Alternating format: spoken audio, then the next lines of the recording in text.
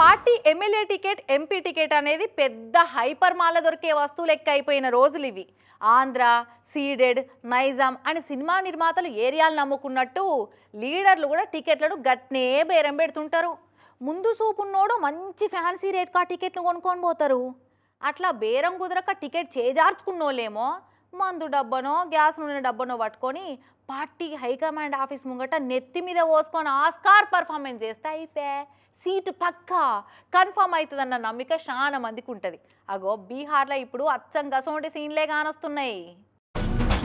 మర్యాదగా MLA seat ఇయ్యనప్పుడు అమర్యాదగా రావట్టుడే కరెస్ట్ అనే రూల్ ఫాలో అవుతుంటారు లీడర్లు. ఇగో గీడ గేటు ముంగడ కూర్చొని దీక్ష చేస్తున్నాడు చూస్తురా. ఈ సార్ పేరు గోపాల్ మండల్. బీహార్లో ఉన్న గోపాల్పూర్ నుంచి అధికార పార్టీ జేడీయూలో ఎమ్మెల్యేగా ఉన్నాడు ఇప్పుడు. అయితే బీహార్లో జేడీయూ బీజేపీలు పొత్తుగూడిరు కదా, ఇక ఈయన సీటుకి ఎసరు వచ్చింది. ఇక గోపాల్పూర్ సీటు బీజేపీలోకి పోయింది. ఖాతం ఇక నాకు టికెట్ ఇవ్వవలసిందే, నన్ను కాదని వేరేటోళ్ళకి ఎట్లా ఇస్తారనుకుంటా సీఎం నితీష్ సార్ ఇంటికి వచ్చిండు. ఇక ఈయన వచ్చి టికెట్ కావాలని నెత్తి తింటాడని సీఎం సార్ ఆయనకు అపాయింట్మెంట్ ఇయ్యలే. సీఎంను కలిసి నా టికెట్ నాకున్నదని మాట చెప్పించుకునేదాకా నేను ఇడికెళ్ళి కదలా అని జిద్దుపట్టు పట్టి సీఎం గేట్ ఇంటి ముంగట బయట అయించిండు ఇట్లా గోపాల్ మండల్ సారు.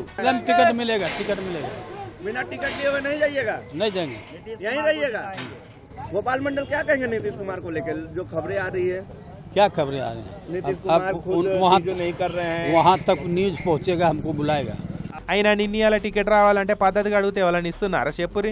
పార్టీ ఆఫీసులు తలగనన పెట్టాలి, పెద్ద లీడర్ల జిట్టి బొమ్మలు గాల పెట్టాలి, దుమ్మెత్తి పోసి శాపనార్థాలు పెట్టాలి. అట్లా కూడా టికెట్ ఇవ్వలేదంటే ఇన్నోదులు ఏ పార్టీని అయితే తిట్టినామో ఆలతానికి పోయి టికెట్ తెచ్చుకొని పతారే చూయించుకోవాలి. గెలిచినాక ఎవరు పవర్లు ఉంటే ఆ పార్టీలకు తుర్రు అని నియోజకవర్గ అభివృద్ధి కోసం కార్యకర్తలు ప్రజల ఒత్తిడి మేరకు పార్టీ జంప్ అవుతున్నా అని కవరింగ్ చేసుకోవాలి. అప్పుడే లీడర్ అన్నదానికి అర్థం పరమార్థం ఉంటది. ఇట్లా గాంధేయవాద పద్ధతిలో దీక్ష చేస్తా దీవెనలు పెట్టుర్రి దీన బంధువులు మీరే అనుకుంటా దిగులు పడుకుంటా ఉంటే టికెట్లు వస్తాయి. గిట్లయితే ఇక కొసేలినట్టే సారు.